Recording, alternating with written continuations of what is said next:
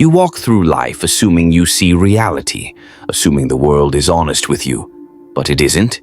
It never was. The world doesn't show you the truth.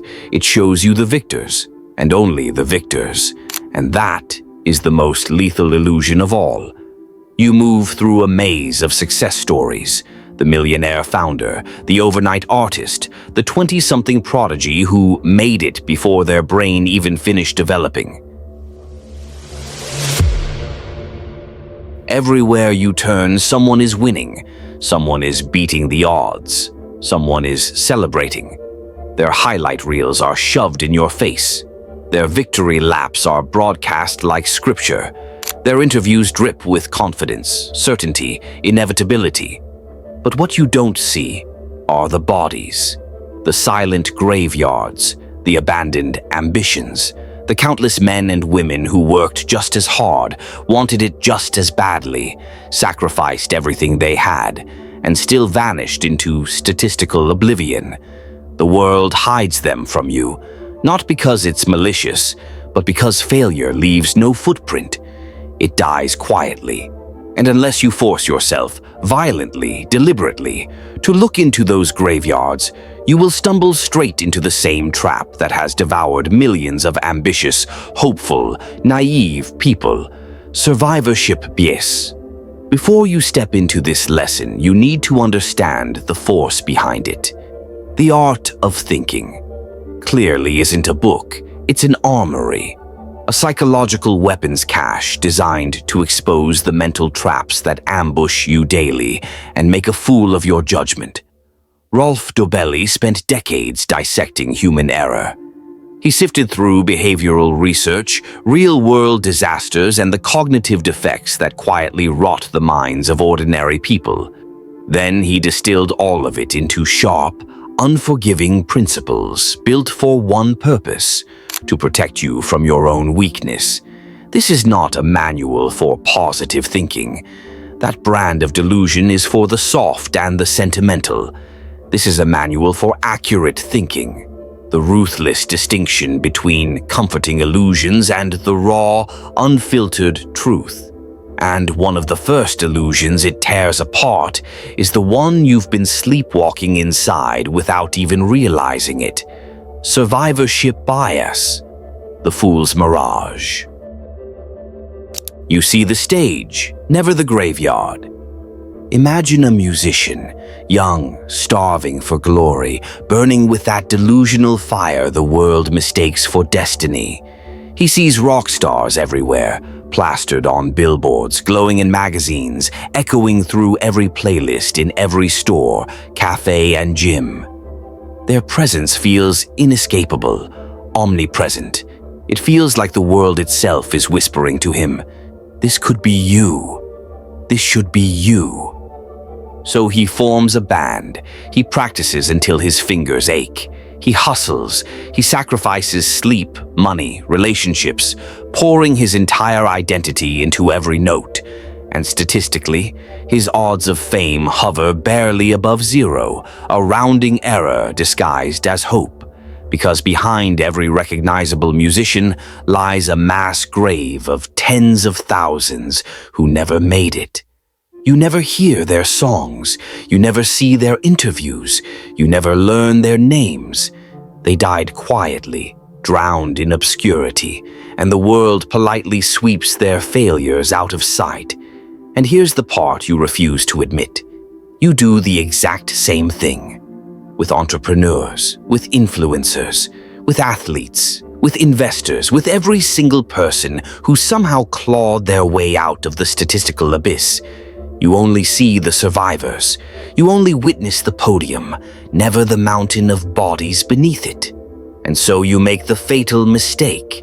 You start believing survival is normal, when in truth, it's the rarest outcome of all. Hey guys, we're Strategy, based in Abu Dhabi. We use AI tools to make these concepts come to life, but it's our amazing team who goes deep, breaking down powerful philosophical ideas and showing how they really apply in everyday life. We hope you enjoyed today's content. You overestimate your odds because the world shows you only winners. If you live in the US, you are spoon-fed the same sugary slogans every day. Follow your dreams. Start your business. Bet on yourself. The culture worships confidence and preaches destiny as if success is a simple matter of personal courage. But you never see the founders who burned through their savings and collapsed in year 2. You never hear from the novelists whose manuscripts rot in unread inboxes, collecting digital dust while their hope drains away. You never meet the real estate investors who bought one property at the wrong moment and watched their entire financial identity disintegrate. Success stories blaze like neon signs. Failures are shoved into unmarked graves.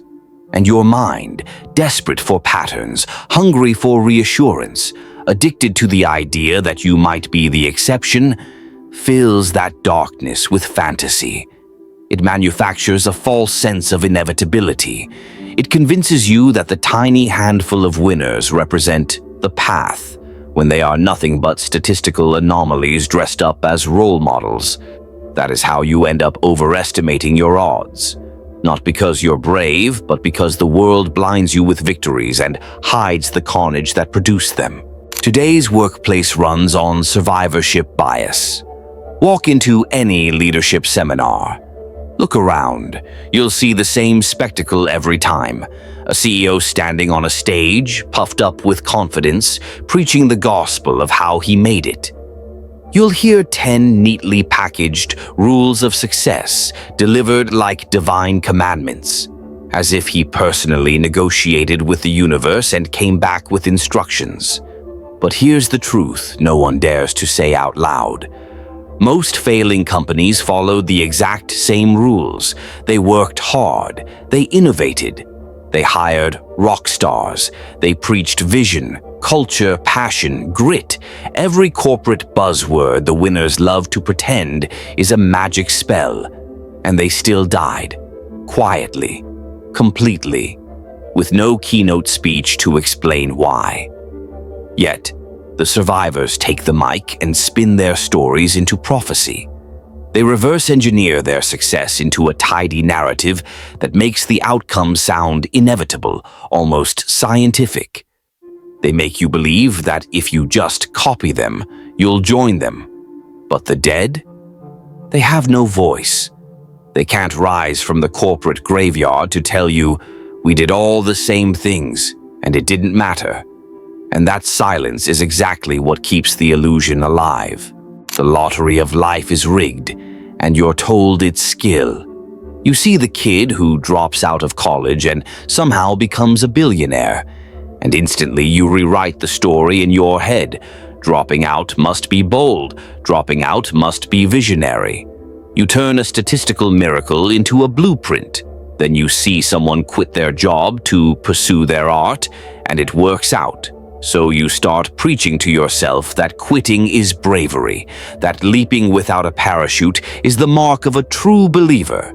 And when an influencer posts 3 shaky videos and goes viral overnight, you convince yourself the algorithm rewards talent, as if talent has ever been the deciding factor in a world ruled by luck, timing, and ruthless randomness.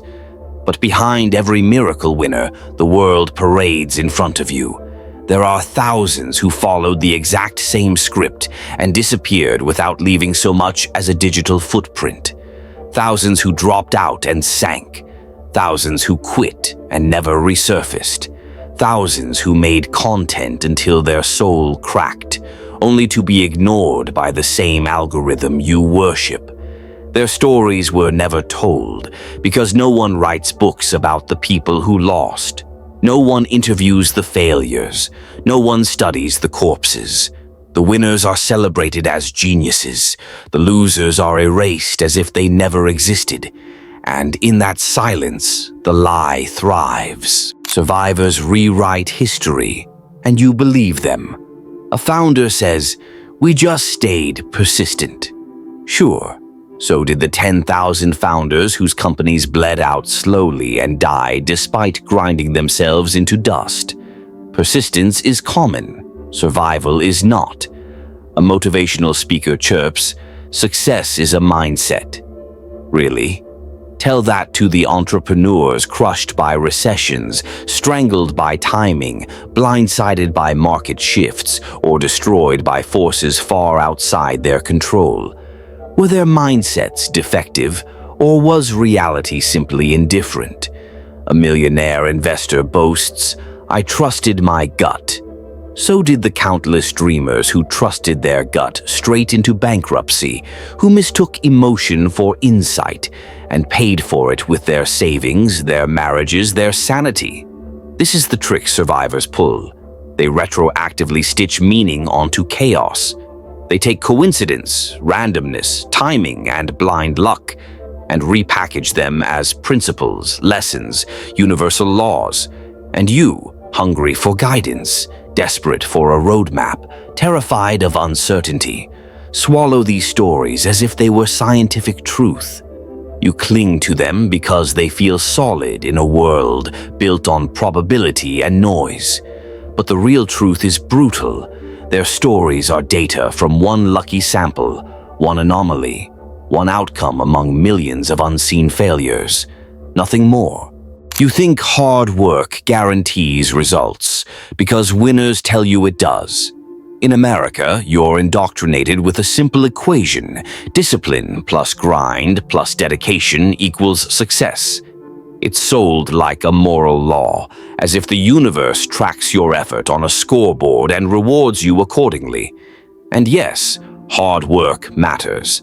But survivorship bias only shows you the cases where hard work happened to intersect with timing, luck, privilege, or sheer probability. What it never shows you are the millions, literally millions, who worked themselves to the bone and still lost. People who worked 2 or 3 jobs, people who sacrificed their youth, their health, their relationships, their sanity. People who risked everything because they believed the same inspirational slogans you recite to yourself. And where are they now? Erased, forgotten. Their stories don't fit the narrative, so the culture quietly buries them. But their absence creates something far more poisonous than failure itself. It creates the lie. If they failed, they must not have wanted it badly enough. That lie is a toxin. It infects your mindset. It makes you arrogant when you win, believing your victory is proof of superiority. And it makes you ashamed when you lose, believing your defeat is proof of personal weakness. The truth is far more sobering. Hard work raises your chances. It does not guarantee your destiny. The stock market rewards survivorship and punishes ignorance. Look at the Dow Jones. Stare at it the way the average investor does, like it's some sacred oracle of economic truth. Every company in that index is a survivor, a polished champion that clawed its way through decades of brutality, and the ones that didn't make it, they were quietly removed, replaced, deleted from the narrative, erased so cleanly that new investors never even learn their names. So when you look at the long-term chart, you see a smooth, glorious upward slope, and your naive brain whispers, "This is normal, this is destiny. Stocks always go up, business always wins." But that rising line is a lie of omission. The index hides the corpses of thousands of failed companies. Companies every bit as ambitious, every bit as hard-working, every bit as visionary as the survivors. Companies that innovated, companies that fought, companies that still lost. The stock market is not a graveyard. Graveyards at least show you the stones. The market is a memorial, a curated hall of fame built entirely from survivors, with every failure scrubbed from the record. And if you don't understand that, the market will punish your ignorance long before it rewards your effort. Success books are written by the last people you should trust. Why are there so many books about becoming rich? Because the rich are the ones who get to write them. They have the spotlight, the platform, the credibility, and the incentive to turn their lucky break into a grand philosophy. Why are there almost no books about going bankrupt? Because people who fail don't get publishing deals. They don't get TED Talks. They don't get brand partnerships. They disappear, and the world quietly pretends they never existed. And yet, ask yourself honestly, who would you learn more from? The captain who sailed through one storm and happened to survive? Or the captain whose ship sank, the one who actually discovered what doesn't work? But sunken ships leave no memoirs. Their lessons die underwater. Their warnings never reach you. So you cling to the survivor stories, stories built on half the data, the visible half, the celebrated half. Advice filtered through the narrow perspective of those who happen to win, retold with the smug confidence of people who think luck is a personal trait.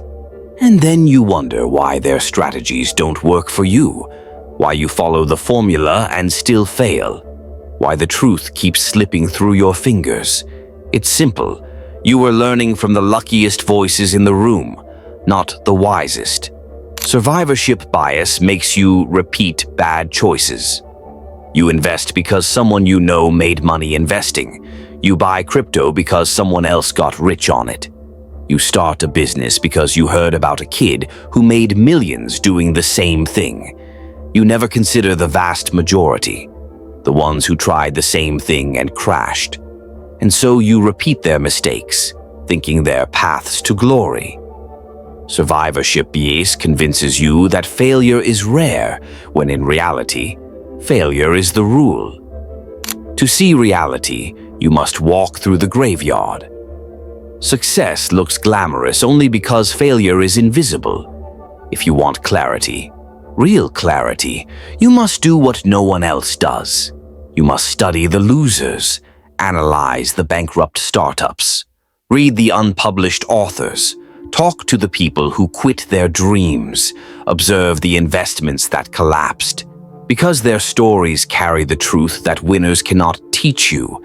Their stories show the full map, not just the glowing path of the few who made it.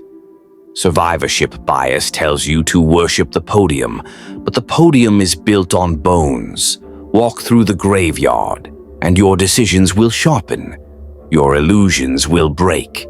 Your expectations will realign with reality. Only then can you see the world as it is, not as the survivors make it seem. So the next time you feel the pull of inspiration, the next time you watch someone win and think, why not me? Remember this, every visible success stands atop a mountain of invisible failures. And if you don't account for the mountain, you will be buried beneath it. Thanks for spending time with us. If this sparked a new way of thinking, hit like and subscribe to keep the ideas flowing. And don't forget, check the description for the links to the original books and resources we used today. We'll see you in the next one.